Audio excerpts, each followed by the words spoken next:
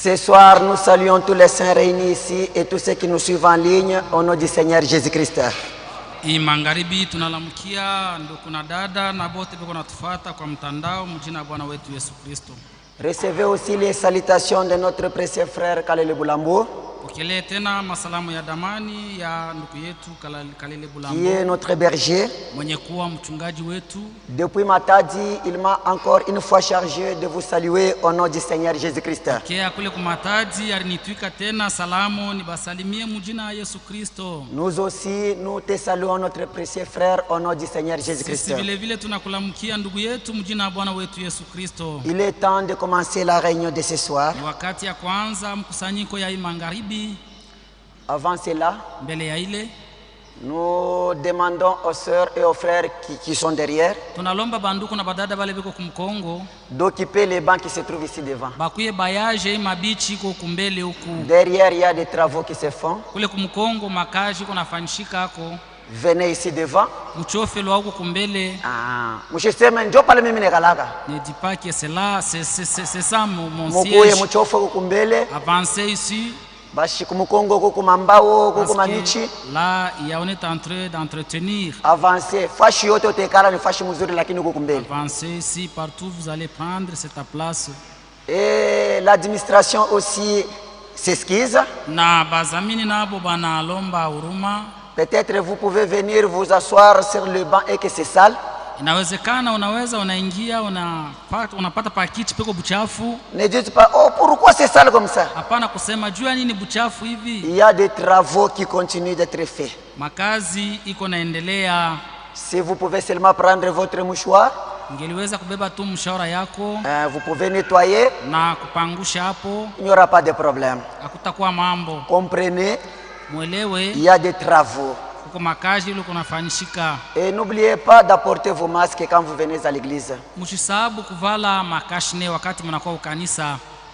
Le policier m'a dit, Polisi mwari nyambia c'est vous qui êtes la référence. ni weye mwenjo bitambulisho. C'est-à-dire qu'on nous observe très bien. Kusema beko na tuangaririshisha mzuri. Faites quand même quelque chose Ufanye kitu mwa hivi fulani pour qu'on puisse davantage continuer à nous respecter. juba endelee tena kutuheshimia. Nous avons des remerciements. Tuko na matendo ya shukrani. Nous avons les remerciements de notre frère Enoch. Matendo ya shukrani ya ndugu yetu Enoch. Il remercie Dieu pour avoir guéri sa femme, Anapigia Mungu asante juu ya kutunza bibi yake passant par la prière de dimanche. kwa njia ya maombi ya msiku ya yenga. Notre frère Cléopas Mwanza Ndugu yetu Cleopas Mwanza remercie Dieu anapikia Bwana Mungu asante qui les a gardés dans leur voyage en allant comme au retour Lubumbashi Kasumbalesa. balinda msafari yabo mkwenda na mkurudia Lubumbashi Kasumbalesa. Notre sœur Doro Dada yetu Doro remercie Dieu anapigia Mungu asante pour sa protection dans les voyages juu ya kumulinda msafari en allant comme au retour Zambie Kasumbalesa. kwenda na mkurudia Zambia na Kasumbalesa hapa. Notre frère Kabwejan Ndugu yetu Kabwejan remercie Dieu anapigia Mungu asante de l'avoir protégé dans son voyage en allant comme au retour Lubumbashi Kasumbalesa. kwenda na mkurudia Lubumbashi Kasumbalesa. Notre frère Antoine Ndugu yetu Antoine remercie Dieu anapigia Bwana Mungu asante qui l'a gardé mwenye alimchunga dès son enfance jusqu'à ce jour, tokea utoto wake na hadi kufikia leo. ce jour de son anniversaire. Leo siku ya kusherehekea kuzaliwa kwake. Pour cela, il dit que le nom de notre Dieu soit richement Juu ya loué. ile anasema jina la Mungu wetu lisifiwe. Notre sœur Anastasie Dada yetu Anastasie remercie Dieu anapigia Bwana Mungu asante qui a fait que son grand frère puisse être libéré de la prison en Zambie. Alifanya kaka yake apate kufunguliwa mule mkifungo Mzambi alikuwa. Cela passant par les prières des saints. Ile ni kwa njia ya maombi ya watakatifu. Que notre Dieu soit richement loué pour tous ses bienfaits en notre faveur. Vizuri vyote kunafanya juu yetu. Nous avons des requêtes. Na mahitaji Mbiri. Deux deux requêtes. Notre frère Daniel Kabangu Ndugu yetu Daniel Kabangu sollicite la prière des saints anahitaji maombi ya watakatifu pour que Dieu guérisse et assiste son petit-fils à Kambov juu Mungu atunze na kusaidia mkana yake Kambov qui souffre de l'anémie. mwenye anapungukiwa na damu. Notre Dieu, il est le Dieu de près et aussi le Dieu de loin. Mungu wa mbali na wa karibu tena. Notre frère Jean Goy ndugu yetu Jean Goy demande la prière des saints naomba maombi ya watakatifu afin que notre Dieu lui envoie des clients Mungu wetu amtumie bateja au ba qui client puissent acheter ses marchandises. bauze biashara yake. Oui, tout est possible à celui qui a la foi. Inawezekana kwa yule mwenye kuwa na imani. Pour le respect de la parole de Dieu, Heshima ya neno la Mungu. je vous invite à vous lever Na misimu pate kusimama. afin que nous puissions ouvrir nos Bibles Pate kufungula mabiblia yetu. dans le livre de Marc au chapitre 11 Kitabu ya Marko sura 11 au verset 22 et 23. taanza mshairi yake ya 22 hadi 23. Marc chapitre 11, Marko sura yake ya 11 22 et 23. shairi 22 hadi 23. Et nous lisons au nom du Seigneur Jésus-Christ. Nasoma mjina la Bwana wetu Yesu Kristo. Jésus prit la parole et leur dit, Yesu akabeba sauti na kubaambia, ayez foi en Dieu. kuwe na imani ndani ya Mungu. Je vous le dis en vérité, Namiambia ukweli, si quelqu'un dit à cette montagne, kama mtu anaambia huyu mlima ôte-toi de là et jette-toi dans la mer, pale huko na ujitupe et ndani ya s'il ne maji, doute point en son cœur, kama asishakie ndani ya moyo wake, mais croit que ce qu'il dit arrive, anaamini kusema kile anasema kitafika, il le verra na s'accomplir. atakiona Amen. kinatimilika. Amina. Prions le Seigneur. Ombe Bwana. Tunapika asante mingi baba yetu Mungu wa kumbingu.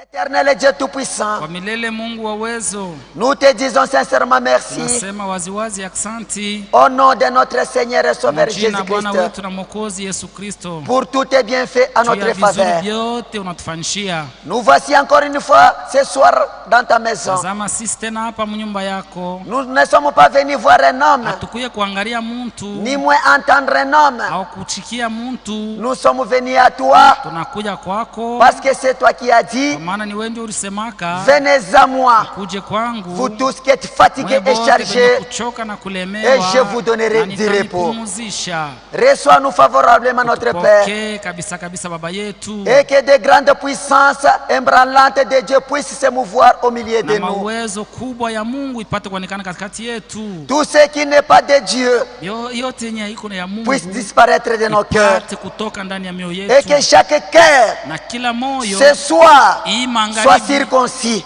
ipate kutairiwa, chaque oreille kila sikio soit circoncise ipate kutairiwa, pour entendre la parole de ipate Dieu. kushikia neno la Mungu. Puisse les grandes puissances être manifestées ce soir Uonekane weye Mungu wa uwezo hapa pour magharibi, délivrer les gens, juu ya kuweza kufungula bantu, et qu'une seule pensée puisse animer nos cœurs, na wazo moya tu ipate kuingia ndani ya mioyo yetu, afin que nous puissions dire kusudi tupate kusema cette fois-ci hapa sasa que ça soit mon tour ikuwe sasa turu yangu, et mara que je yangu, dois être délivré. na nipate kufunguliwa. Si les autres ont été délivrés, Kama bengine balipata kufunguliwa, moi aussi je peux. na mimi napenda Seigneur nifunguliwe. Jésus, Bwana Yesu, nous croyons tunaamini que l'Esprit de Dieu kusema roho ya Mungu a toujours eu la prééminence au milieu du peuple de Dieu. inaikalaka tu nafasi ya kwanza katikati ya taifa ya Mungu, Car toi, Seigneur, kwa maana wewe Bwana passant par ton esprit, kwa njia ya roho yako tu peux pénétrer dans les lieux les plus sombres de la vie unaweza kuingia hata fasi yenye kuwa giza sana ya maisha, et retirer tous les cœurs qui pleurent. na kwenda kukokota kila moyo mwenye uko nalia. Descends, Seigneur, Shuka Bwana, fais quelque chose fanye kitu mwa pour fulani manifester ta juu puissance. upate kuonesha uwezo wako Du début à la fin, mwanzo hadi nous mwisho. nous attendons à toi, Najiachilia kwako, croyant de tout notre cœur, naamini kwa mioyo yetu et tu nous yote béniras kusema davantage. utatubariki zaidi na zaidi, Et c'est là, na ile au nom de notre Seigneur mjina Bwana Jésus-Christ. wetu Yesu Kristo. Amen. Amina. Amenez les bébés à consacrer. Mulete batoto bachanga juu ya kubaombea.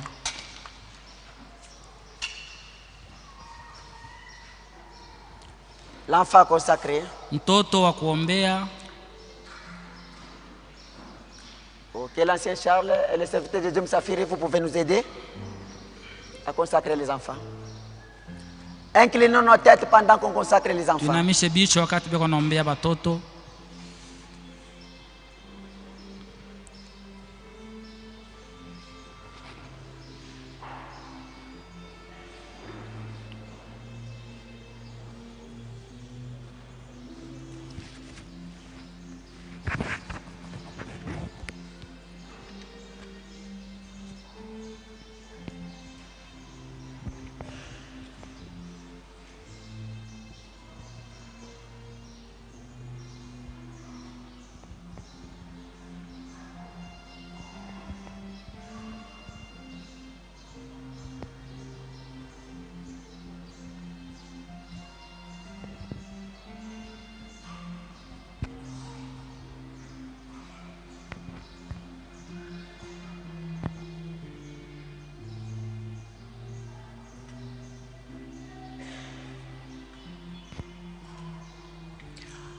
Amen. Amen. Il est temps de louer le Seigneur. Ni wakati ya kusifu Bwana.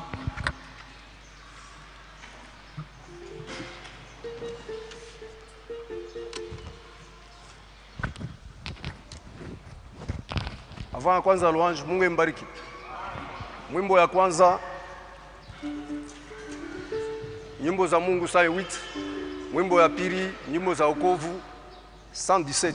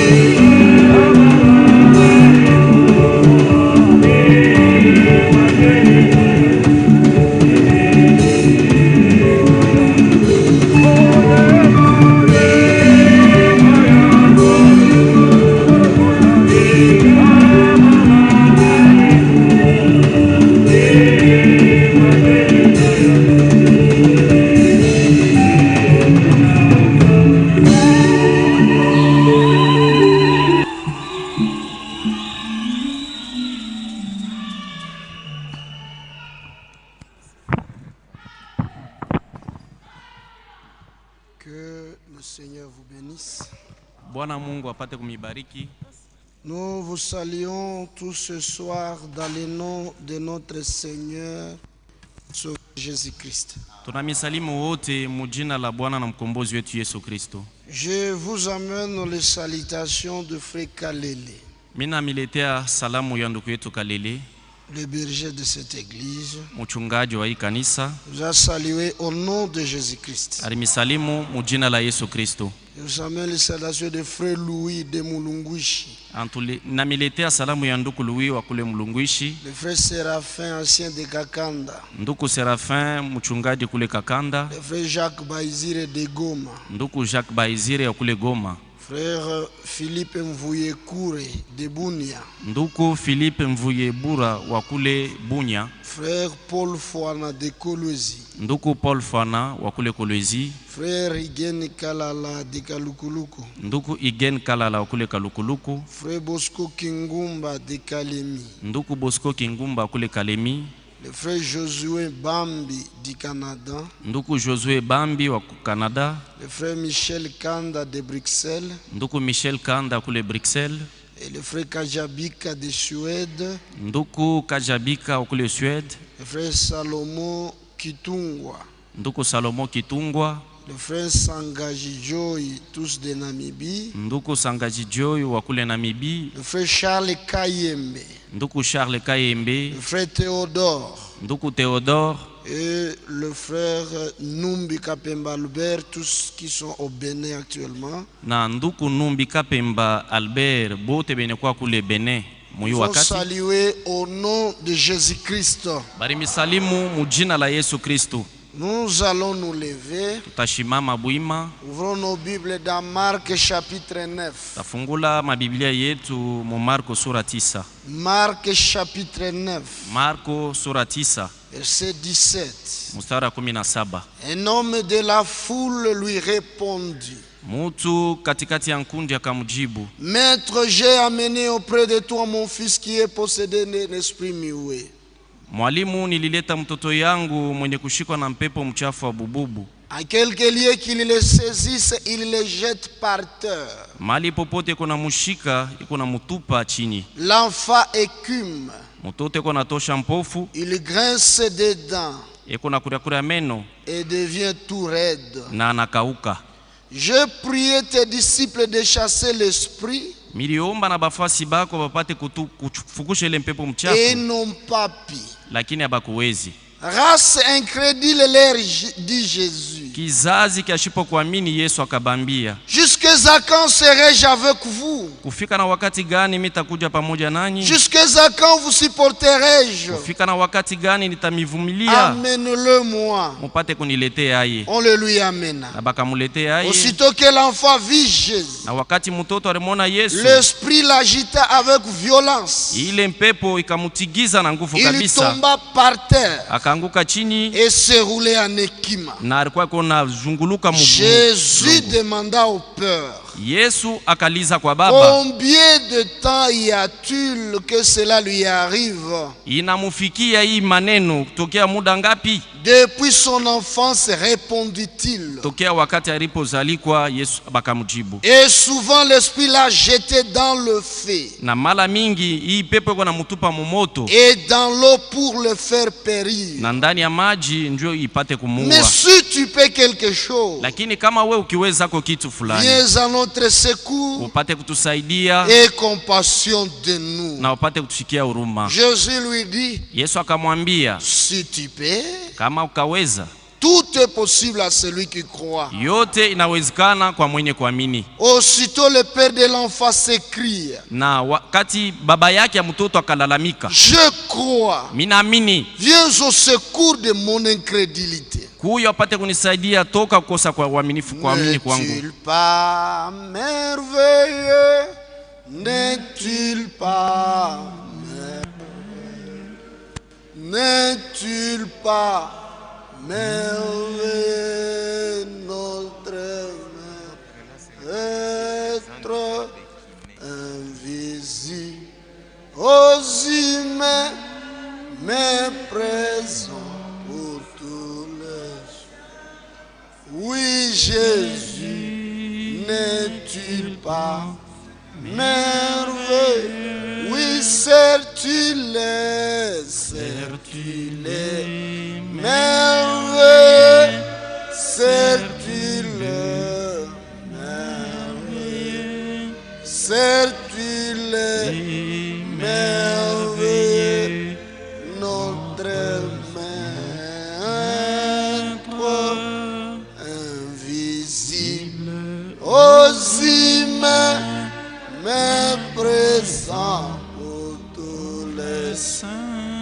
Oui, Jésus est toujours merveilleux. Oui, merveilleux, merveilleux, merveilleux.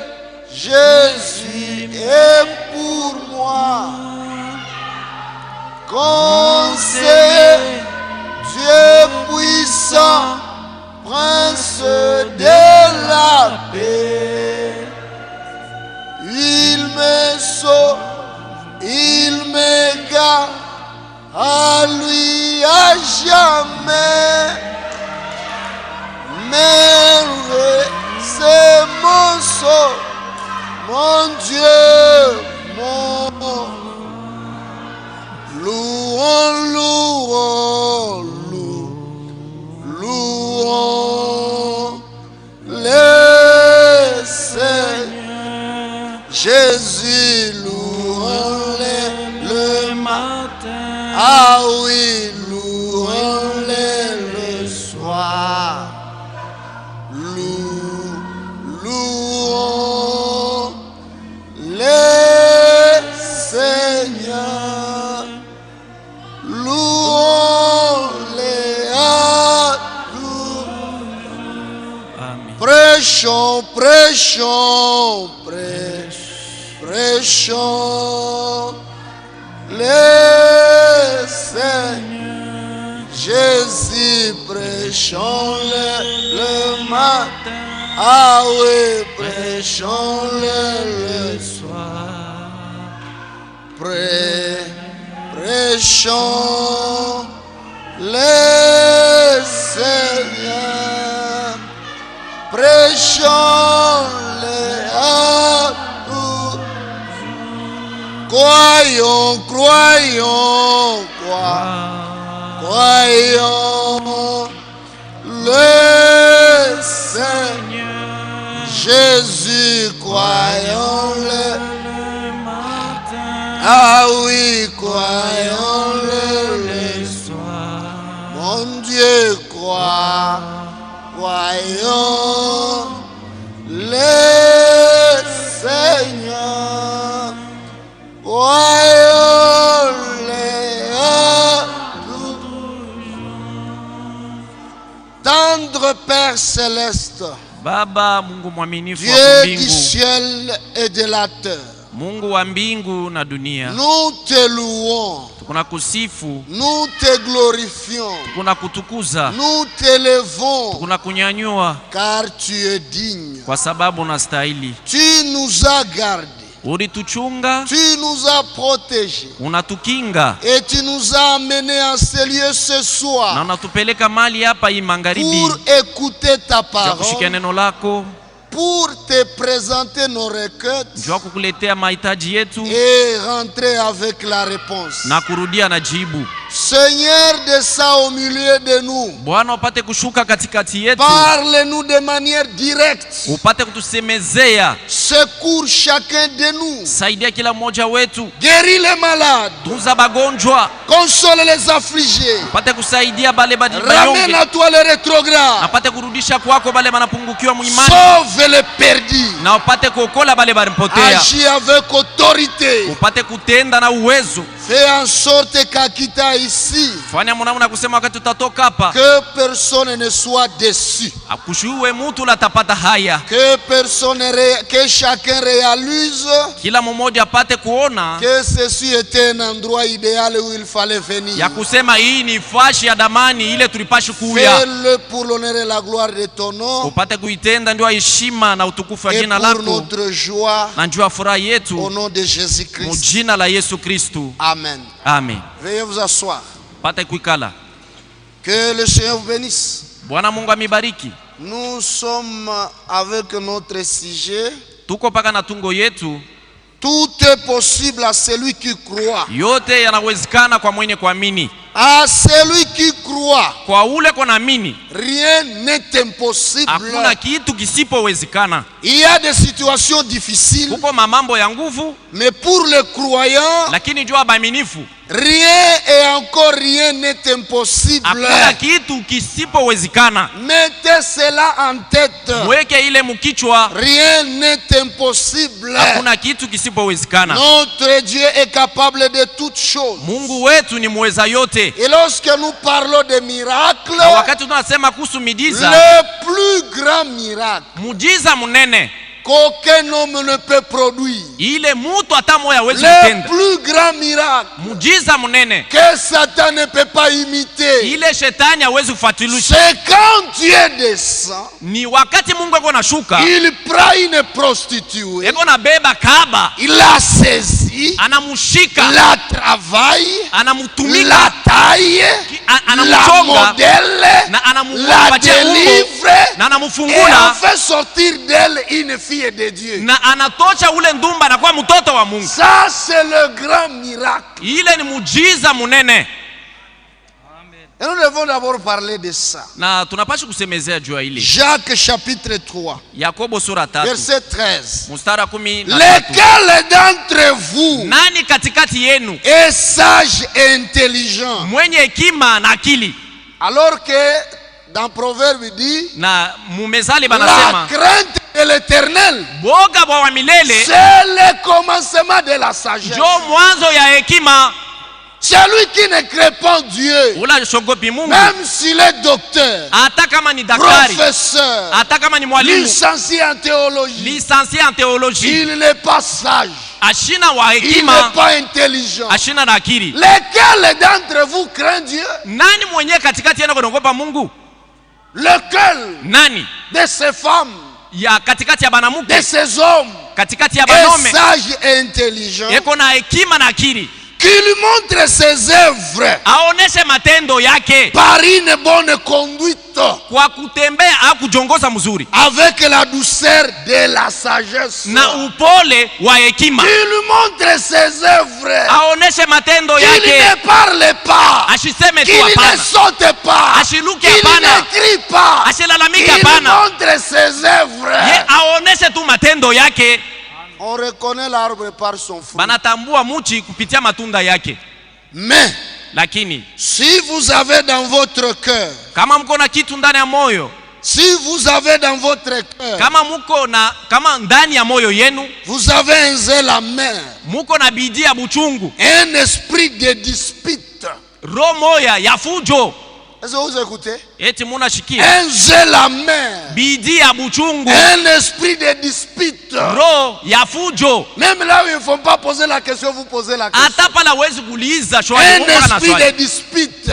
Roho ya mazongano, Ne vous glorifiez pas mushijitukuza hapana, et ne mentez pas contre la vérité. na mushilande kwa kulinganisha na ukweli.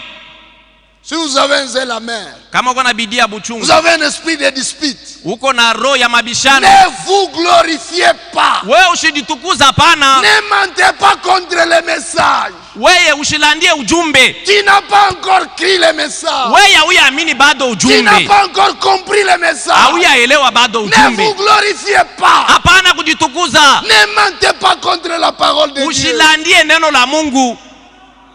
Pourquoi? Juu ya nini? Car Kwa maana cette sagesse hii hekima n'est point celle qui vient d'en haut, aina ile kunatoka juu, mais lakini elle est terrestre, ni ya hapa chini, elle est charnelle ni ya kimwili, et diabolique. ya kishetani. La sagesse avec dispute, Ile hekima ya mabishano et c'est la mère, na bidii ya buchungu, même la connaissance hata ufahamu avec dispute, na mabishano et c'est la mère, na bidii ya buchungu ne vient pas de Dieu. abitoke yake kwa Mungu, C'est diabolique, ni vya kishetani, c'est terrestre. ni vya hapa chini ya dunia. c'est animal. ni vya kinyama, C'est Satan qui travaille. ni shetani ndio anatenda kazi.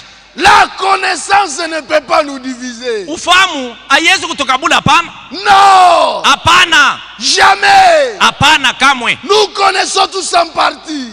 Bote tunajua mkipande tu. C'est lui qui connaît toutes choses. Muna anajua C'est vyote Jésus-Christ. ni Yesu Kristu. Amen. Et là au ciel, Na kule kumbingu, la connaissance ne va pas entrer. Hein? na ufahamu haisitaingia kule kumbingu, Seul l'amour parfait. paka mapendo kamili. L'amour là, Ile mapendo qui vous pousse à aimer Dieu plus que toute chose. ile kona kusukuma upende Mungu zaidi ya Même vitu si vous vyote. ne connaissez pas Dieu, Hata kama ujue Mungu, mais vous l'aimez. lakini unamupenda, Vous lui donnez la première place. unamkabulia fashi ya Vous kwanza, croyez en lui. unaamini ndani Quand yake. il parle, vous tremblez. Wakati yako nasema Quand il unatetemeka, ordonne, vous agissez. kama analeta sauti unatenda. Vous aimez tellement la Bible Wewe munapenda que zaidi vous avez Biblia même envie de vous promener avec elle partout. ya kusema munapenda kutembea nayo Même fashi si tu yote, ne connais pas la lire, hata kama ujue mais tu kuisoma, l'aimes. lakini unaipenda. Amen. L'amour là, Ile qui nous mapendo fait aimer ile kona tusukuma tous les tupende frères banduku bote sans distinction, bila uchaguzi, qu'ils soient de votre tribu awe wa kabila yako ou pas, awe Tu ashikwe l'aimes. unamupenda, qu'ils vous aident ou pas, akusaidie au Vous asikusaidie qu'ils unampenda, vous critiquent ou pas, akushimange Vous au l'aimez. asikushima unampenda, qu'ils vous saluent ou pas, akulamuje Vous au l'aimez. achifanye vile qu'ils vous unampenda, visitent ou pas, hata kama Vous chikutembele l'aimez. yake lakini unampenda. c'est cet amour-là Njoo ile mapendo ile qui nous pousse même ile kona tusukuma à aimer nos ennemis. tupende maadui yetu. Il n'y a pas de conflit dans cet amour. Hakuna kukosana ndani ya hii mapendo, Il y a la paix, muko salama, il y a la joie. muko furaha. C'est cet amour qui entrera au Njoo paka hii ciel. mapendo njoo itaingia kumbingu. Si ici sur la terre, Kama hapa chini ya dunia nous ne pouvons pas nous saluer. hatuwezi Nous kusalimiana, ne pouvons pas manger ensemble. hatuwezi kula pamoja, Nous ne pouvons pas avoir confiance les uns dans les autres. hatuwezi kutumainiana pamoja na Sur wengine la terre, hapa chini ya nous ne dunia. voulons pas écouter la parole de Dieu ensemble. Hatupende kusikia sauti ya Sur Mungu la pamoja terre, hapa nous chini ya ne voulons dunia. pas louer Dieu ensemble. Hatupende kusifu Sur Mungu la pamoja terre, hapa chini ya nous ne dunia. voulons pas prier ensemble. Hatupende Sur kuomba la pamoja terre, hapa chini ya c'est dunia. au ciel que nous irons le faire. Eti ni paka kumbingu ndio mtaenda kuifanya vile. Ne mentez pas. Mwe mshilande, hapana. Le désordre n'entrera pas au ciel. Fujo haisitaingia kumbingu. Marchez dans l'ordre. Mutembee musawa. Dieu n'est pas un Dieu de désordre. Mungu wetu haina Mungu wa Là où kukosa il y a usawa. le désordre, Fasi peko c'est fujo Satan qui règne. ni shetani ndio anatawala S'il y a pale. du désordre dans ta vie, Kama peko fujo dans ndani ton ya maisha foyer, yako, ndani ya dans jamaa ta yako, maison, ndani ya nyumba dans yako, ton église, ndani ya kanisa ce n'est yako, pas Dieu qui règne. haina Mungu ndio anatawala C'est pale. Satan. Ni shetani. Amen. Même si on crie, Hata kama nous sommes unalalamika, des dieux. Shetani Nous ne watoto sommes wa pas Mungu. des- C'est Satan qui règne. ni shetani ndio anatawala.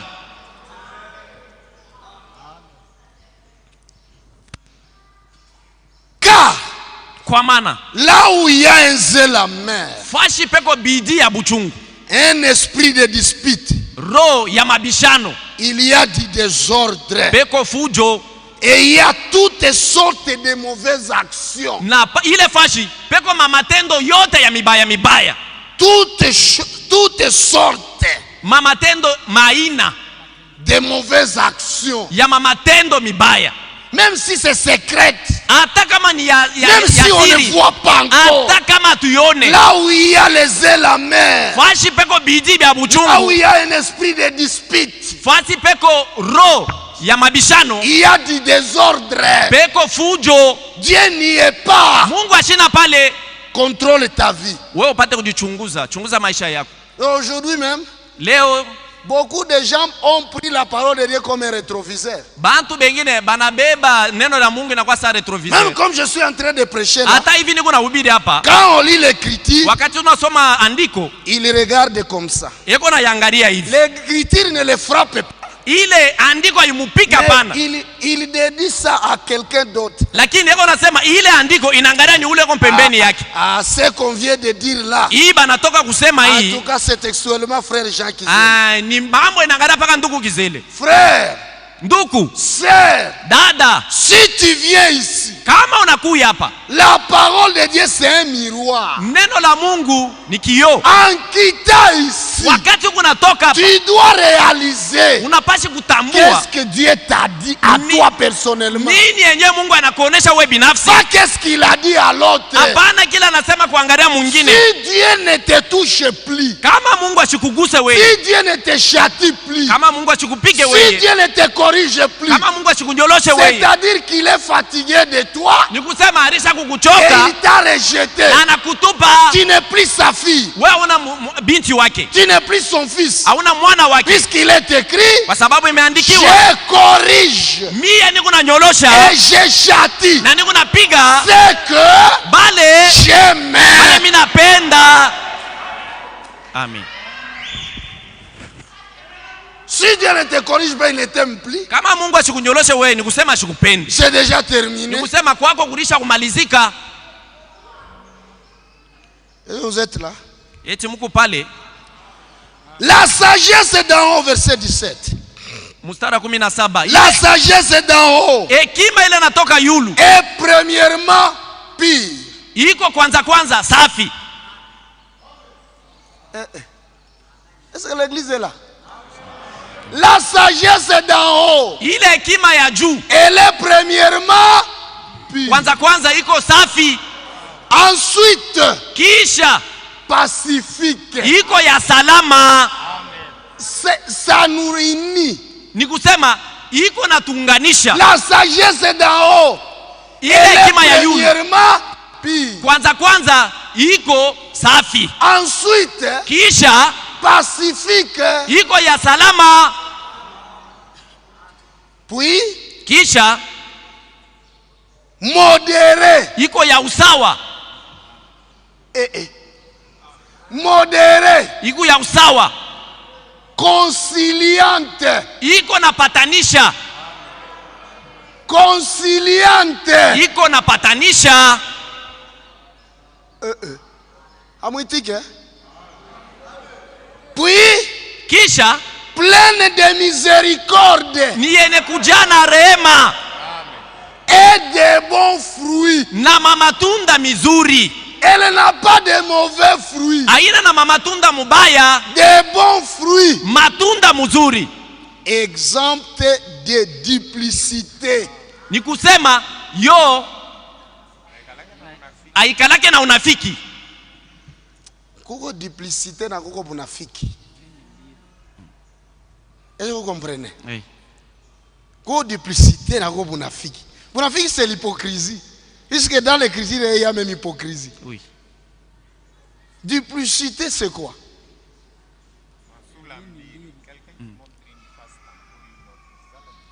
C'est-à-dire quoi? Ni kusema nini?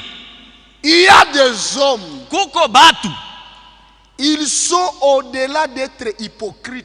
ni kusema zaidi ya kuwa beko, zaidi ya kuwa mnafiki. Donc ils ont déjà dépassé des limites. Ni kusema barisha utambuka mipaka, Puisque un hypocrite, lui, kwa sababu mnafiki yeye, un hypocrite, mnafiki il te dit autre chose yako na kuonesha kitu alors kingine, qu'il pense autre chose. lakini yako na waza kingine. Mais celui qui est plein de duplicité, Lakini una najaa na mauso mbili, il fait ceci. yako nafanya hivi, Il allume le feu ici. yako na wakisha moto hapa chini, Il étale le tapis. lakini anaweka tapi Il yule, te dit assis. anakuonesha Il ikala te pale, donne même de l'eau fraîche anakupatia na mai ya ou baridi le jus. au Mais na il soda, connaît que le feu là lakini anajua kusema moto va ile exploser. itawaka. Mais un hypocrite, Lakini munafiki lui n'est pas avec toi. yeye ashina pamoja na wewe, Tu peux même découvrir ça tôt ou tard. unaweza kuitambua wakati munaendelea. Mais quelqu'un qui est plein de duplicité, Lakini mtu mwenye kujaa na ile banaita il duplicité, va t'empoisonner yeye atakuwekea et sumu, venir tester le poison. kisha anakuwa kupima ile sumu yenyewe. La sagesse d'en haut, Ile hekima ya juu, frère, Ndugu, continuons, lisons. tuendelee na usomi. Et d'hypocrisie. Na unafiki. Chapitre 14, verset 1. D'où vient, chapitre 4, verset 1 déjà. Sura ya 4. D'où viennent l'élite? Na bukomvi bunatokea wapi?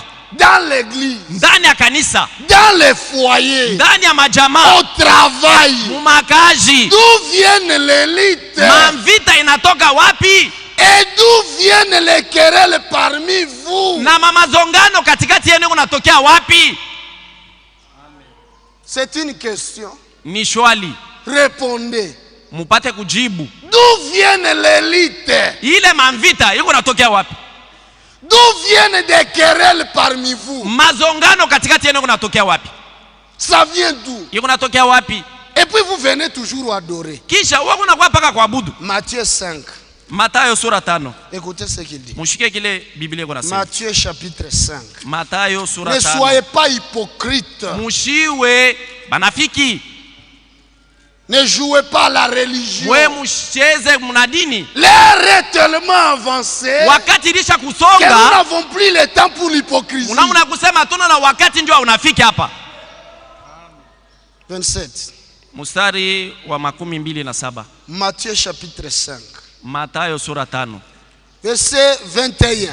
Mstari wa 21. Matthieu 5, 21. Matayo sura 5. Vous avez entendu qu'il a été dit aux anciens, Murishikia kusema bariambia bazee, tu ne tueras point. haustaua kamwe. Celui qui tuera Ula taua mérite d'être puni par les juges. na ye batamwapiza kwa bamzi. Mais moi je vous dis Lakini que mie niko namionesha kusema, quiconque se met en colère contre son frère lakini mtu yoyote kona kisirani juu ya ndugu yake mérite d'être puni par les juges. anastahili bamwapiza kwa mwamzi. Que celui qui dira à son frère Na ule kona sema na ndugu yake raka mérite d'être puni par le Sanhédrin. anastahili bapate kumupiga Et kwa que Sanhedrin. celui qui lui dira Na ule atamuonesha insensé bumbafu mérite d'être puni par le feu de la Géhenne. anastahili bapate kumupiga kwa moto wa Gehena. Ce qui m'intéresse ici, Kile kinanyangaria hapa. verset 23. Mustari Si wa donc 23. tu présentes ton offrande à l'autel Kama basi unaleta sadaka yako mazabau et que là tu te souviennes na tokea pale uko nakumbuka que ton frère a quelque chose contre toi, ya kusema ndugu yako na kitu moja fulani juu yako, laisse là ton offrande acha ile sadaka yako devant l'autel mbele ya mazabau, et va d'abord, wende kwanza te réconcilier upate kupatana avec ton frère. upatane na ule ndugu yako, Puis viens présenter ton offrande kisha kwa ulete sadaka yako. et va d'abord, Wende kwanza te réconcilier upatane avec ton frère. na ndugu yako. Frère, Ndugu, soyons sérieux, tupate kuwa sérieux, respectons Dieu. tupate kuheshimia Mungu. Est-ce que toi tu ne connais pas que tu as chopé ta femme? Eti wewe waujua sema ulikwaza mke wako? Une semaine, vous vivez dans la même maison, Juma moya Mungu naishi ndani ya nyumba moja, dans la même chambre, mchumba moya, dans le même lit, kitanda kimoya, avec les conflits. lakini amupatanaki. Et vous attendez l'enlèvement. Kisha Mungu nachunga kunyakuliwa. Est-ce que vous verrez cet enlèvement-là Eti mutaona ile dans kunyakuliwa cette condition? muile hali 1 mois, mwezi mzima, 2 mois, miezi 2, 3 mois, miezi 3 dans l'église. ndani ya kanisa. Vous venez chaque jour de culte, Mungu nakuya kila siku kuko dans ibada la même église. ndani ya hii kanisa moya. Vous écoutez la même parole. Muko nasikia neno moya Vous moya. avez le même Seigneur. Muko na Bwana moya. Vous avez les mêmes anciens. Muko na bazee ba Vous moya. avez les mêmes diacres. Muko na badishemashi ba moya. Mais vous ne vous saluez pas. Lakini amulamkianaki. Vous ne vous parlez pas. Lakini amusemezeanaki. Et si le frère vient s'asseoir là où tu es, tu Na changes de place. kama ndugu anakuwa kuikala pembeni yako, wewe unabadilisha makao. Dans l'église, Ndani ya dans kanisa, cette condition-là, mwile hali ile. est-ce que vous attendez l'enlèvement? Eti wewe unachunga kunyakuliwa? Est-ce que tu crois réellement? Eti wewe unaamini kweli kweli? Examinez-vous vous-même. Mupate kujichunguza mwenyewe. Paul nous dit dans Hébreux ceci. Paulo kunasema mwa Ebrania. Ebrania. Recherchez la paix avec tous. Mutafute salama na batu bote. Quand la Bible dit tous, ça signifie tous. Wakati Biblia kunasema bote, ni kusema bote. Pas rechercher la paix avec quelques-uns. Hapana, mutafutishe kwa salama na bamoja. Pas avec quelques-uns. Hapana na bamoja.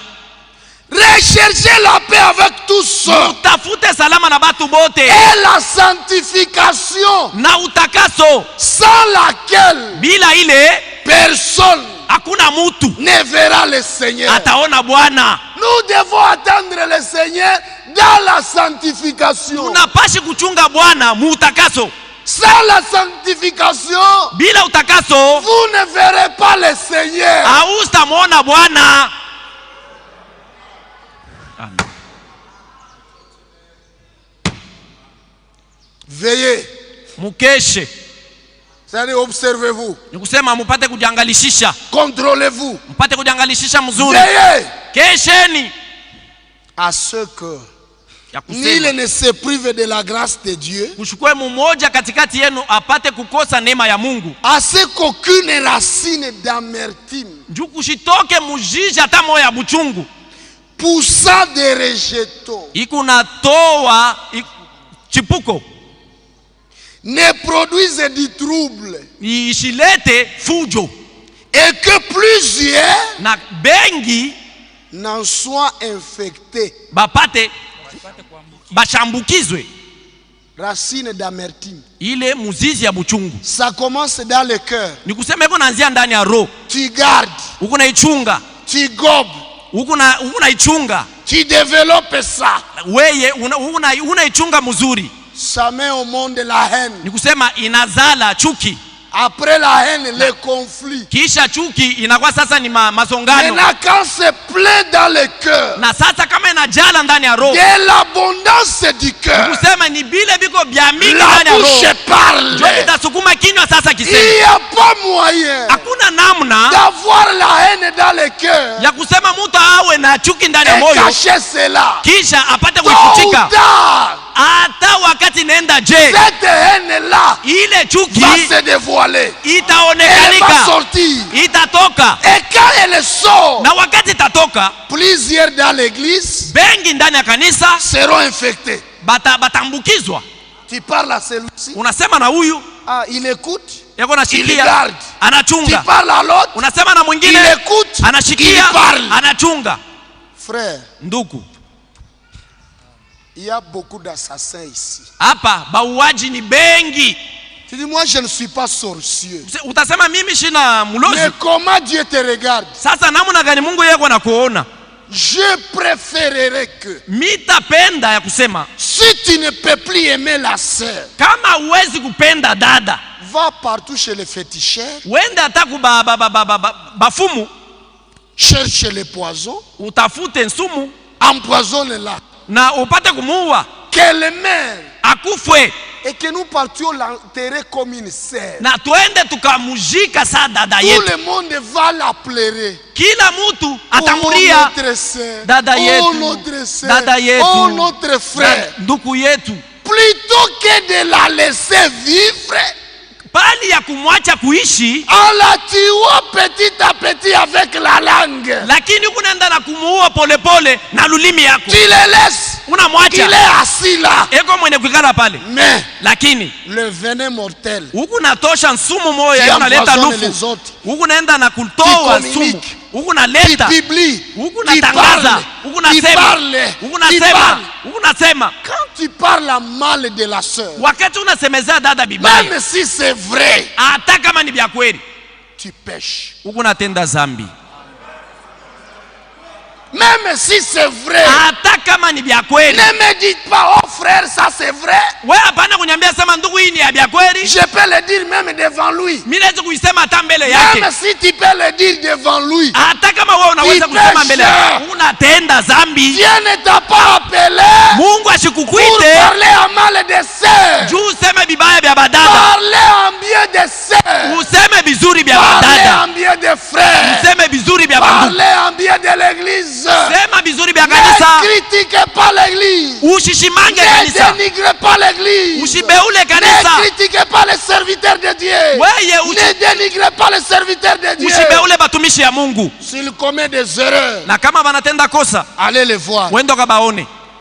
Frère, ici, c'est Hapa faux. nduku, Ici, abina c'est vile, faux. hapa Ici, c'est abina faux. vile. Et s'il n'écoute pas prier, Na kama ashishikie, umombe. Dieu, il a les hommes. Mungu weko na batu. Il peut faire sortir quelqu'un Anaweza kutosha de mtu. quelque part.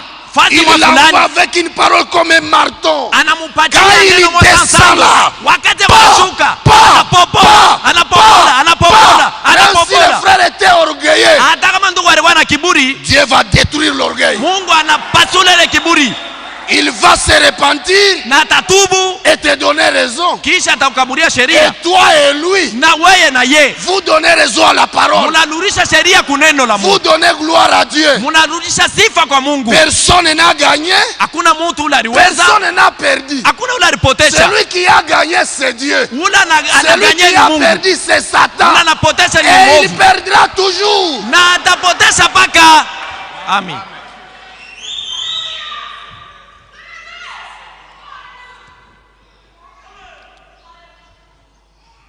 Amen. Amen. Est-ce que l'église est là? Eti kanisa ko pale, Écoutez, mushikie, on va y arriver. tutafikia huko. Et que plusieurs n'en soient infectés. Na ba mingi bashambukizwe. À ce qu'il n'y ait ni impudique, Ni kusema katikati yenu kuchukue ni msharati ni profane, au mtu wa kusema mamambo ya bubumbafu, mujinga, comme Esaü, sawa vile Esau. qui pour un maître vendit son droit d'aînesse. Ule njuu ya chakula arudisha uzalio wako wa kwanza. Vous savez que Munajua ya kusema plus tard, wakati ilienda, voulant obtenir la bénédiction, wakati alipenda kupata baraka, il fut rejeté. bali mukatala. Quoi qu'il a sollicité avec larmes, Hata vile alilombaka na machozi. car son repentir ne peut avoir aucun effet. Ni kusema wakati alijuta, kujuta kwake hakukwe na kintu tena. Ne venez pas plus tard. Mweye mushikua nyuma, Ne venez pas trop tard. mushikue hapa nyuma. Dieu, dans sa souveraineté, Mungu mubukubwa bwake a dit dans Ésaïe 55 alisema mu Isaya 55 que cette parole que vous écoutez ce soir, ya kusema hii neno Mungu anashikia hii magharibi elle ne retournera pas à lui haitarudia kwake sans avoir accompli bila kutenda les effets pour lesquels il l'a envoyé. kile Mungu mwenyewe aliitumia. Quand Dieu parle, Wakati Mungu ako nasema écoutez, mushikie, agissez. mutende, Comme il est écrit dans Hébreux 3:7. sawa vile imeandikiwa mu Waebrania C'est 3:7. pourquoi, Ndio maana selon ce que dit le Saint-Esprit, fatana na ile Roho Mtakatifu anasema aujourd'hui, leo, si vous entendez sa kama voix, mnashikia sauti yake, n'en dire si ce n'est pas vos cœurs. msifanye mioyo yenu mugumu. Aujourd'hui, Leo lorsque Dieu te touche, wakati Mungu il touche anakugusa, tes actions. yako nagusa matendo yako, Mets ta vie en ordre. wewe tengeneza maisha yako. N'endurcis pas ton cœur. Hapana kufanya Ne moyo wako t'enorgueillis mgumu, pas. hapana kufanya kiburi, Humilie-toi et unishushe répands-toi. na upate kutubu. Retournons dans Jacques 4. Turudie mu Yakobo sura 4. D'où viennent les luttes? Mavita yako natokea wapi? D'où viennent les querelles parmi vous? Mazongano katikati yenu natokea wapi? N'est-ce pas de vos passions qui combattent dans vos membres? Haina njuu ya matamaa ile kuna kuombanishiwa ndani ya mili Vous yenu. convoitez Muko na tamania et vous ne possédez pas. lakini hamupokee, Vous êtes meurtriers lakini muko bauaji et envieux na batama, et vous ne pouvez pas obtenir. lakini mwa hamwezi kupata. Vous avez des querelles Muko na mamazongano et des luttes na mavita, et vous ne possédez pas lakini mweye hamupokee parce que kwa sababu vous ne demandez pas. hamulombe. Vous demandez Muko nalomba et vous ne recevez pas lakini hamupokee parce que kwa sababu vous demandez mal munalomba mubaya dans le but de satisfaire vos passions. na shaba ya kuendesha kutimiza matamaa yenu. Adultère que vous êtes, Bakaba vile mwiko, ne savez-vous pas que amujua ya kusema l'amour du monde mapendo ya dunia est inimitié contre Dieu? ni uadui ya Mungu. Celui donc ule basi qui veut être ami du monde ule anapenda kuwa rafiki wa dunia sera ennemi de Dieu. anajifanya kuwa adui wa Mungu. Au même moment Paka mwile wakati que moja vous aimez le monde, munapenda dunia, automatiquement paka pale vous déclarez la guerre à Dieu. weye unalamusha vita na Mungu. Tu dis à Dieu, Unasema na Mungu, je suis ton ennemi. mie sasa mimi nakuwa adui wako. Dieu dit ça va. Mungu anasema mzuri sana, Reste là. bakia pale, On verra tutaona entre toi kati yako et weye moi Dieu na mie Mungu qui est fort, nani ako na nguvu, qui est puissant. nani ako na uwezo. Tu n'auras jamais la paix ici. Haustapata salama hapa. Ma sœur, Dada, mon frère, ndugu yangu, laisse-moi te le dire. acha nikuoneshe, Même si tu te caches comment, hata kama unafuchama je, même si tu restes chez toi, hata kama uonekana tu kwako attends que la prédication commence wewe unachunga mahubiri et yanze, tu aimes le monde, lakini unapenda tu dunia, n'auras jamais la paix. haustapata salama. Même si tu restes chez toi, Hata kama unabakia tu kwako, attends qu'un prédicateur visiteur vienne, unachunga kusema mhubiri wa tu kututembelea n'auras jamais kuye, la paix ici. haustapata salama. Pour avoir la paix, Juu ya kupata salama, déclarer la guerre au monde. weye sema kombanisha dunia, Déclarer la guerre à la mondanité. kombanisha kidunia. Si tu gardes la mondanité, Kama unachunga kidunia tu combats Dieu. lakini unakombanisha Et je Mungu, te pose la question. nani mwana kushwali Entre toi et Dieu, kati yako wewe na Mungu, qui est fort? nani mwenye na nguvu, Qui est puissant? nani ana uwezo, Qui vaincra l'autre? nani atashinda mwingine? Dieu vaincra toujours. Mungu atashinda paka, Dieu restera toujours le tout-puissant. Mungu atabakia paka mwenyezi. Répands-toi. Tubu, Abandonnez le monde. acha dunia, Abandonnez le péché. acha dhambi, Abandonnez l'hypocrisie. acha unafiki, Viens à Dieu. kuya kwa Mungu. Amen.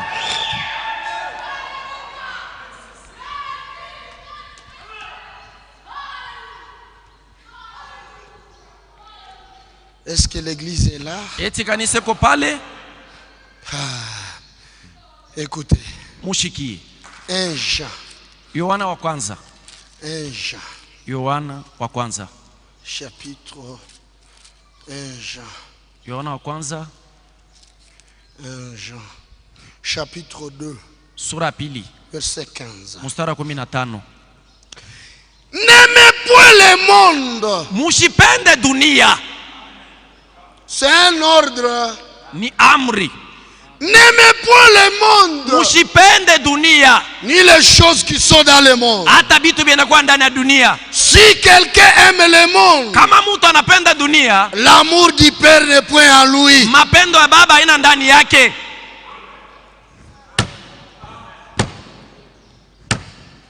Alléluia. Amen. N'aimez point le monde Mushipende dunia et les choses du monde. na vitu vinakuwa ndani ya dunia. N'aimez point le monde. Mushipende dunia. Ma sœur, Dada yangu, je vais te dire ceci. mitakuonesha hivi, Même tes cheveux naturels là, hata nywele yako ile asili, si tu les tresses kama unaishuka pour chercher la beauté, njua kutafuta urembo, pour attirer les hommes, njua kuvuta banome, tu as péché. unatenda zambi. Amen. Si tu les tresses pour les garder longs, Kama unashukisha njua kuichunga mrefu, là tu n'as pas péché. pala utende zambi. Observez les motifs dans le cœur. Sasa muangalie shaba ile munashukisha Mais maneno. aujourd'hui vous êtes allés plus loin. Leo sasa mwa munaenda na mbari, Et non, vous ne tressez pas seulement, amushukishe tu bule, vous ajoutez des histoires. muku naongeza mabitu. Est-ce que Dieu est ton copain? Eti Mungu ni abala wako. Pourquoi tu peux te moquer de Dieu jusqu'à Sasa ce unaweza uchekelea Mungu kufika na hiki. Si Dieu t'a créé avec les cheveux noirs, Kama Mungu alikuumba na nywele hii reste avec les mweusi, cheveux noirs, bakia na nywele mweusi.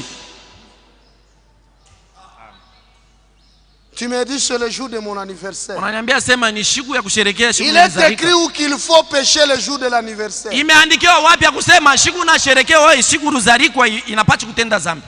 C'est le jour de mon mariage. ni siku ya ndoa yangu, C'est mon unique. ni siku yangu, siku moja tu. Il n'y aura pas un autre jour comme aujourd'hui. Akusta kuyaka tena siku ingine saa hii. Il est écrit que le jour de ton mariage, il faut désobéir à Dieu. Imeandikiwa wapi ya kusema siku ya ndoa yako ifo ukose uaminifu kwa Mungu? C'est écrit où? Imeandikiwa wapi? Tu es séduit. Weye unatongozwa tu. Frère, Nduku, le jour de ton mariage, siku ya ndoa yako il faut bien vérifier ta femme. iko mzuri, uangarishishe mzuri bibi yako. Même lorsqu'on l'amène ici, Hata wakati bena muleta hapa, on te pose la question, est-ce que c'est elle? banakuuliza eti ni yeye. Contrôlez bien même la tête. We angalia hata kukichwa kwake. Si tu vois les produits, Kama unaona maproduit les mèches, les mamesh bigoudis, mabya kuongeza, il faut dire, ancien, ce n'est pas elle. wewe jibu ya kusema mzee haina yeye. La femme que j'avais aimée, Muke ule mimi nilipenda elle n'avait pas de mèches. ashikukwe na mesh. Mais celle-ci, elle a les mèches. Ça, ça Ce vous- n'est pas elle. Haiko sasa na mesh, ni Qu'elle kusema haina rentre yeye. chez elle. Arudie kwabo. Kama unafanya tu vile frère, Si tu agis de la sorte mon frère, utakuwa finé. tu seras finé. Finé de cette église. Utakuwa finé wa Et mui Dieu kanisa.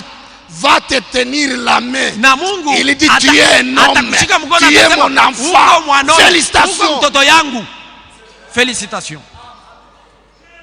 Je me rappelle le jour de mon mariage. Ninakumbuka siku ya ndoa yangu. J'avais dit à la marraine, Milisemaga kwa marraine, si vous amenez des histoires, kama munaniletea mabitu, vous allez voir les scandales. mutaona kikwazo, Vous allez rentrer avec elle. mutarudia naye. N'aimez pas le monde. Musipende dunia. Ni les choses du monde. Hata vitu vinakuwa ndani ya dunia. Si quelqu'un aime le Kama monde, mtu anapenda l'amour dunia, du Père n'est point en lui. mapendo ya baba haina ndani yake. Car Kwa maana tout ce qui est dans le monde, vyote vinakuwa ndani ya dunia. la convoitise de la chair, Tamaa ya mwili, la convoitise des yeux, tamaa ya macho, l'orgueil de la vie, kiburi cha maisha ne vient point du Père, abitokea kwa baba, mais ça vient du monde. lakini vinatokea mudunia. Dada, Maser, écoutez-moi. munishikie. Si Dieu t'a créé belle, Kama Mungu alikumba mrembo, si Dieu t'a créé brune, kama Mungu alikumba brin, c'est pour un but.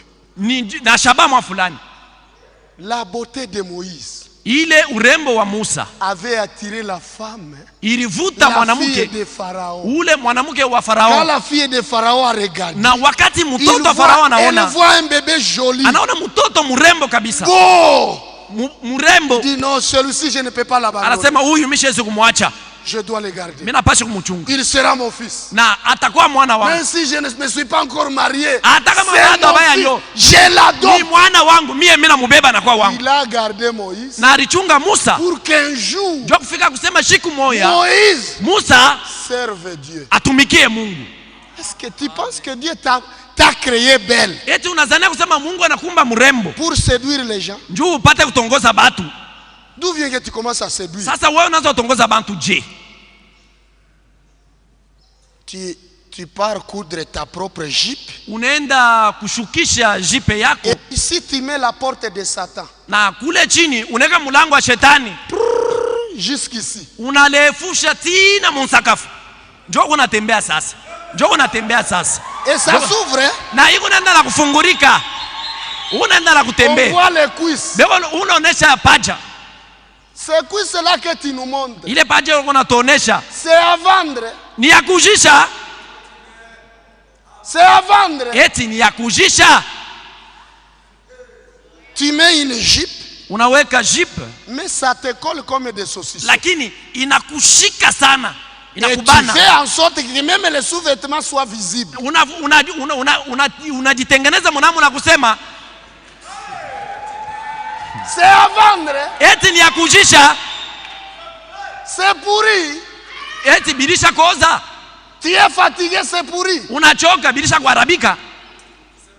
Pourquoi tu peux faire ça? Sasa namna gani unaweza kufanya vile? Tu n'es pas prostituée. Wewe hauna kaba. Tu es fille de Dieu. Uko binti wa Mungu. N'agis pas comme une prostituée. Usitende sa kaba. Ne marche pas comme une prostituée. Usitembee sa kaba. Ne t'habille pas comme une prostituée. Usivane sa kaba. Tu n'es pas prostituée.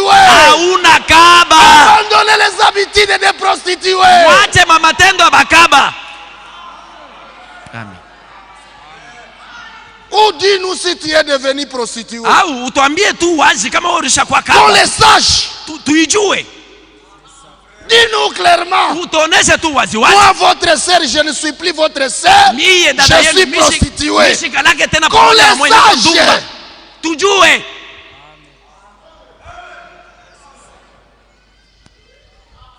Amen. Ne jouez pas avec Satan. Hapana kucheza na shetani. Quand il vient, c'est pour détruire. Wakati unakuja njoo kuharibu. Galates chapitre 5. Wagalatia sura 5. Tout ce qui est du monde doit sortir à nous. Biote binakuwa vya kidunia binapaswa kutoka ndani yetu.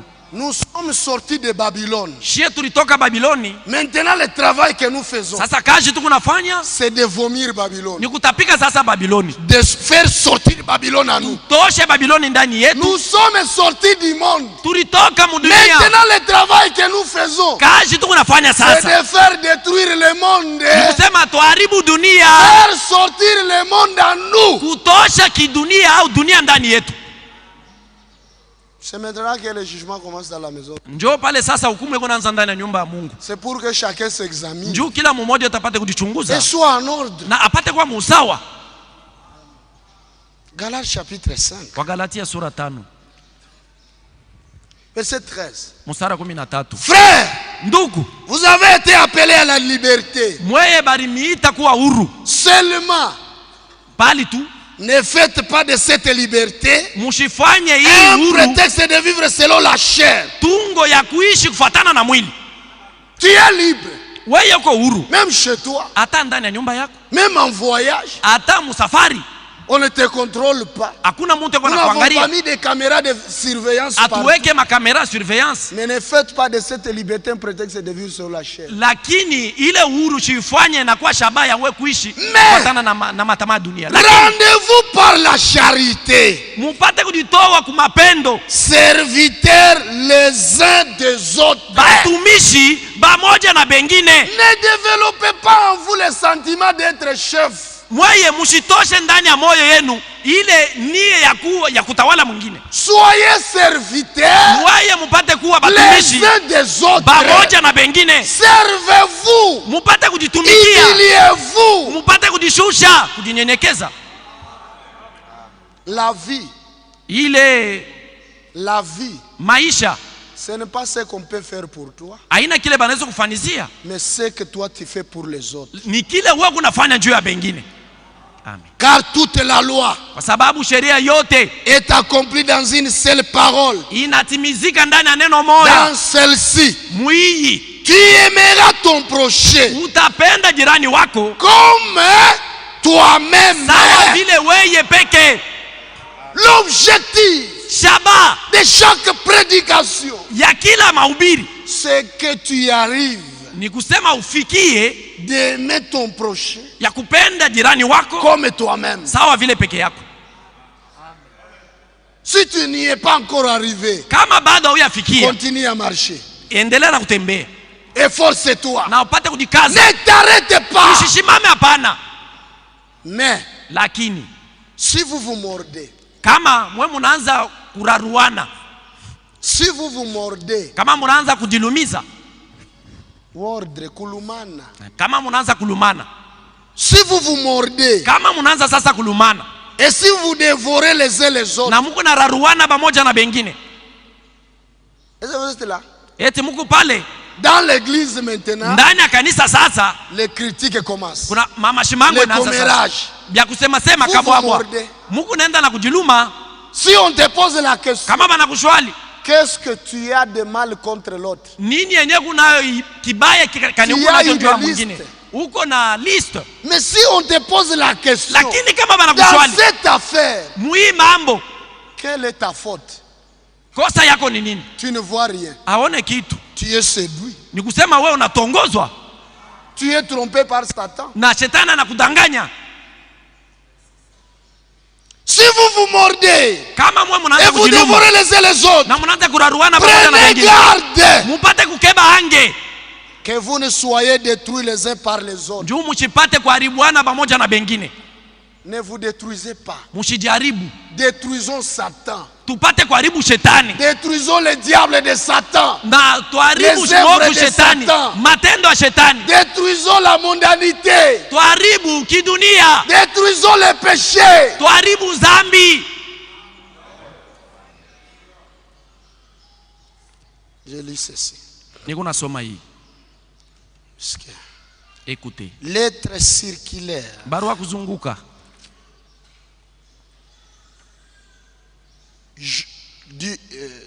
Numéro 18. Numéro 18. Ou juin 1979. Au Yakubiri mu juin 1979. Dans Galates 5. Ndani wa Galatia sura 5. Nous sommes en page 3. Tuko mu page 3. Dans Galates 5. Ndani wa Galatia sura 5. Il est question des œuvres de la chair. Ni mambo inaangalia matendo ya mwili. Et du fruit de l'esprit. Na matunda ya roho. Ce n'est pas dans un esprit de chicane. Aina ndani ya roho de chicane. Ya chicane. Ya kushimangana. Ce n'est pas dans un esprit de chicane. Aina ndani ya roho ya kushimangana. Que nous nous servons mutuellement. Ile tu unatumikiana pamoja na bengine. Mais lakini c'est par amour. Ni kwa ajili ya mapendo. Ce n'est pas dans un esprit de chicane. Aina juu ya roho ya mashimango. Lakini juu ya mapendo. Cependant, japo avant que cela puisse se produire, kabla ile ipate kufanizika, il faut que l'amour divin soit versé dans nos cœurs. Inapendeza mapendo ya kimungu ipate kutumbukizwa ndani ya mioyo. Par le Saint-Esprit. Kunjia Roho Mtakatifu. Toute la loi sheria yote est accomplie en nous. Inatimizika ndani yetu. Et au travers de nous. Na kupitia sisi. Lorsque nous aimons Dieu, wakati tunapenda Mungu de tout notre cœur, na roho yetu yote, et lorsque nous aimons notre prochain, na wakati tutapenda jirani wetu comme nous-mêmes, sasa vile tunajipenda benyewe. L'apôtre nous exhorte en disant, na mtume yuko natuonya na kunasema, si vous vous mordez kama mwe mnaanza kujiluma, et vous dévorez les uns les autres, prenez garde que vous ne soyez détruits les uns par les autres. Mupate kukebe ange njoo msipate kujaribu pamoja na wengine. Mukebe ange. Ce que Dieu veut, kila Mungu anapenda, ce que Dieu veut, kila Mungu anapenda, c'est détruire les œuvres du diable. Ni kusema tuharibu matendo ya shetani. Et ce que le diable veut, lakini kile shetani yeye anapenda, c'est nous détruire. Ni kusema tuharibu shie. Est-ce que vous comprenez? Eti munaelewa? Dieu cloue au pilori le péché. Mungu eko napika kukinuile zambi. Alors que Satan, lakini shetani yeye, il expose celui qui a péché. Eko na beba ule anatenda zambi, anamweka juu batu bote bamoni. Dieu lui, Mungu yeye, il condamne le péché. Eko na hukumu zambi. Mais il a pitié d'un péché. Lakini eko na huruma njoo mtenda Mais zambi. Satan, lakini shetani, il expose le péché. Eko na weka mtenda zambi waji.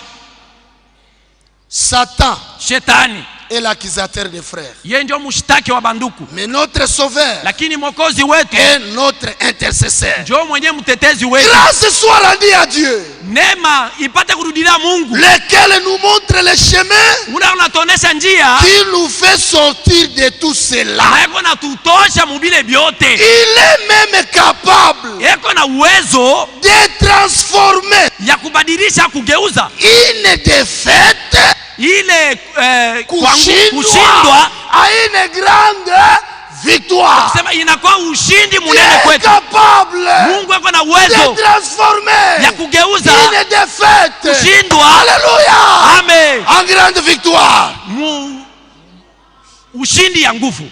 Maintenant, sasa nous n'avons pas repoussé quoi que ce soit devant nous. Hatuwezi kusukuma kitu ou fulani à l'écart, mbele yetu au ou kukieka à pembeni l'écarter à droite ou à gauche. au kukitosha kukume Mais kushoto, lakini nous devons nous placer sous la croix. tunapashi kujiweka msalabani, Alors par le sang de l'agneau, na kupitia damu ya mwana kondoo l'ennemi sera dépouillé de tous ses droits. ule adui batamuvula na mahalali yake yote. Quand la victoire de la croix Wakati ushindi wa Kalvari est manifestée en nous, inaonekanika ndani yetu, Dieu a pleinement le droit Mungu ako sasa na utele wa de sheria disposer de nous. ile anatutayarishia, L'ennemi pourra jouer de nous aussi longtemps, na adui anaweza kutuchezea wakati tu aussi longtemps que nous n'aurons pas apporté nos péchés et nos manquements à la lumière wakati hatuyaleta makosefu yetu na mazambi yetu munuru et sous le sang. na chini ya damu. Dans cette même lettre, il dit, Mui barua mwamoya wanasema lui et toute l'église yeye pamoja na kanisa yote s'était avancé barisongea pour se repentir. njuu bapate kutubu. Que l'église est là? Kanisa ko pale, Est-ce que l'église est là? eti kanisa ko pale, Croyez-vous que Dieu est capable de tout? eti munaamini kusema Mungu ana uwezo ya yote? Croyez-vous que ceci c'est son église? Eti munaamini kusema hii ni kanisa yake? Croyez-vous qu'il vous a parlé par sa parole? Eti munaamini kusema na misemo zake kwa neno Croyez-vous qu'il lake? est ici? Munaamini kusema yuko hapa? Croyez-vous qu'il délivre? Munaamini kusema wanafungula Que tous les malades se lèvent? bagonjwa bote bashimami? Tu n'as pas droit de rentrer malade. Weye hauna halali ya kurudia mgonjwa. Mets-toi debout là où tu es. Shimama pale wiko. Mais si tu souffres de crise cardiaque, Hata kama uko na mambo inaangalia roho, d'épilepsie, ya kifafa, d'hémorroïdes, ya hémorroïde, d'endométriose, l'endométriose, d'hépatite, ya hepatite, de cancer, ya kansa. il n'y a aucune maladie, Hakuna magonjwa hata alors aucune, aina yako que Dieu ne peut pas guérir. ile Mungu hawezi kukutunza. Amen. Tout ce qui vous dérange, Kyote kile kina mizuru, estomac, maux de tête, estoma, kichwa kuluma, diabète, Dieu diabetes, est capable de tout. Mungu ako na uwezo ya yote. Maintenant, Hapa sasa, pas demain, hapana kesho. maintenant, Hapa sasa, que Dieu nous a parlé hii Mungu anatusemezea avec autorité, na uwezo avec yote puissance. na nguvu yote. Venons à lui. Tukuye sasa kwake. Si Dieu ne te guérit pas, Kama Mungu ashikutunze, qui va te guérir? nani mwenye atakutunza? Frère, Ndugu, toi qui souffres d'hernie, weye unaanza kuteswa na magonjwa ya hernia. contrôle ça maintenant. Angalia hayo sasa. Je sens ça fuit Niko nasikia, iko naenda na kukimbia, terriblement. iko nakimbia. Vérifie ça. Angalia hayo. L'hernie part. Ile hernia iko nakimbia. Toi qui souffrais de prostate, Wewe unaanza kuteswa na magonjwa ya prostate. vérifiez ça. Angalia hayo. Frère, Ndugu, nous vous parlons au nom du Seigneur. tuko na misemezea kwa upande wa Bwana. Ceci c'est l'église du Hii Seigneur. ni kanisa ya Bwana. Il règne. Eko na tawala.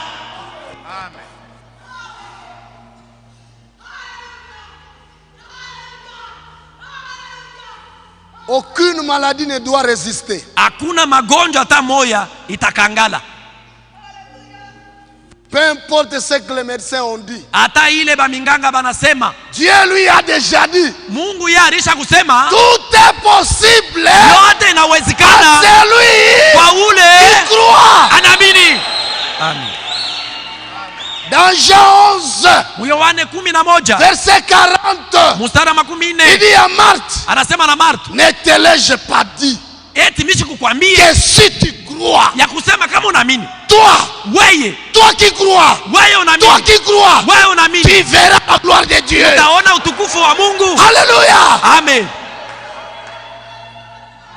Ma soeur, Dada yangu, le cancer des seins, ile kansa ya le cancer mashiba, des colons, ile kanseri ya koloni, regardez ici, mwangalie hivi, vous qui souffriez des nerfs, mwe Mungu nateswa na magonjwa ya manere, des rhumatismes, ya marithmatisme, les douleurs dans les pieds, dans la hanche.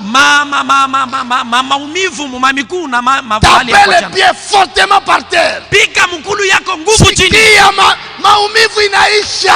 Sema hii maumivu Hapana inaisha. sema sikia. Sante, Imeisha. sante. C'est terminé. Inamalizika. Tout de suite dans sa présence. Hapa sasa hapa muwepo Fanya yake. mouvement. Bougez, Fais le bougez. mouvement que tu ne faisais pas. Bougez. Les douleurs sont parties. Maumivu yote nakimbia. Dieu est tout puissant. Mungu wa uwezo. Puissant en acte. Muweza katika Puissant en matendo. parole. Muweza katika maneno. Toi qui fais sortir l'eau du rocher. Wewe unajua kutosha maji mumwamba. Qu'est-ce qui est impossible à toi? Nini haiwezekane mbele Nous yako? croyons au Seigneur Tunaamini Bwana. que rien n'est impossible à Ya toi. kusema hakuna kitu hakiwezekana mbele yako. Descends dans la salle. Shuka ndani ya hii chumba. Touche la tête. Gusa kichwa. Touche les yeux. Gusa macho. Touche les nez. Gusa Touche les pua. dents. Gusa meno. Touche la gorge. Gusa goo. Touche la poitrine. Gusa kilari. Touche l'estomac. Gusa estoma. Touche le ventre. Gusa tumbo. Touche la hanche. Gusa hanche. Kivuno. Au nom puissant de Jésus-Christ. Jina la uwezo la Bwana Yesu Que Kristo. toutes les maladies fuient. Magonjwa yote ikimbie. Que les douleurs disparaissent. Maumivu ikimbie. Que tous les malades soient guéris. Magonjwa bote batuzwe. Père, guéris-les tous. Baba ubatuze bote.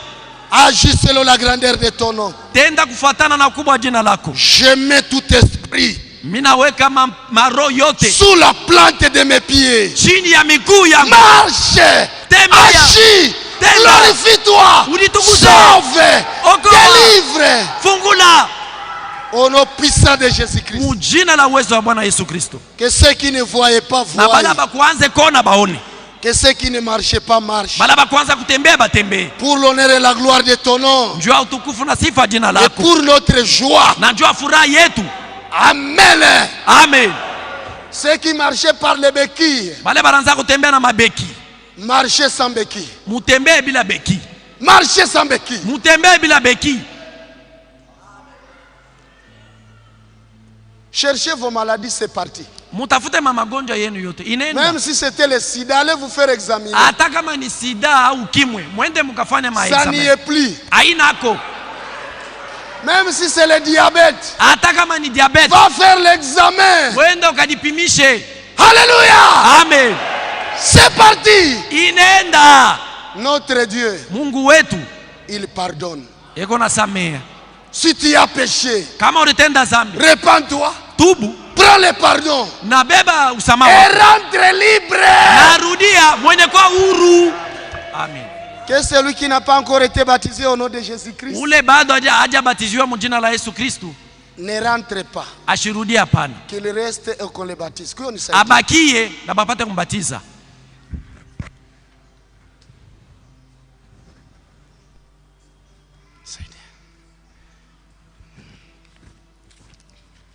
Aide-moi.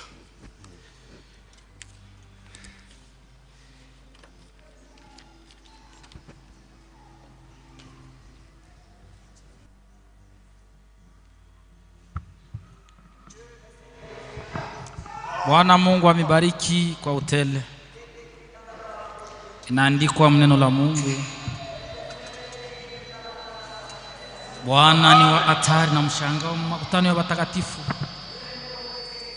Muchukue matunzo yenu na muchukue majibu yenu, muchukue mausama yenu, vyote vile mnahitaji mjina Yesu Kristo, mubibebe na mwende msalama ya Bwana, mkuwe ndani ya furaha, mkuwe na imani eyedafo.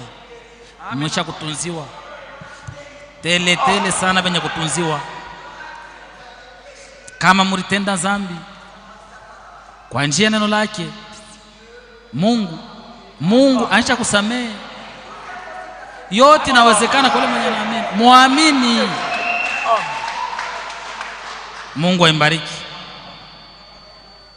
Hakuna matangazo.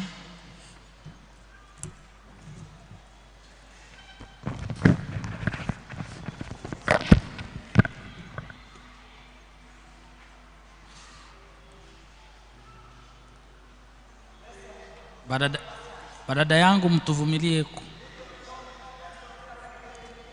Tunapasha kumitosha hapa na mabaraka ya Bwana. Mshikwe haraka.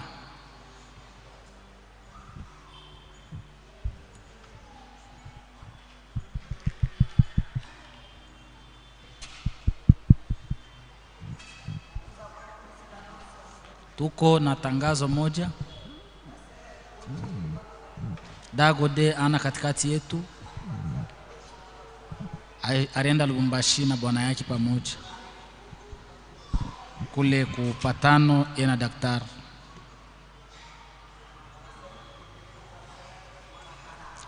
Dagode mke wa nduku mwana Kalala.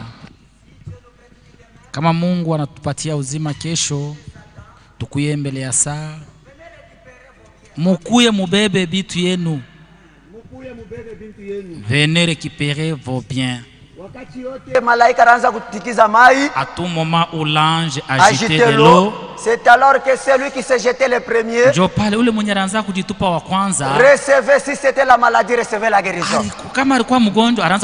Dieu est en train d'agiter l'eau. Venez. Et je sais que avant que les serviteurs de Dieu ne finissent,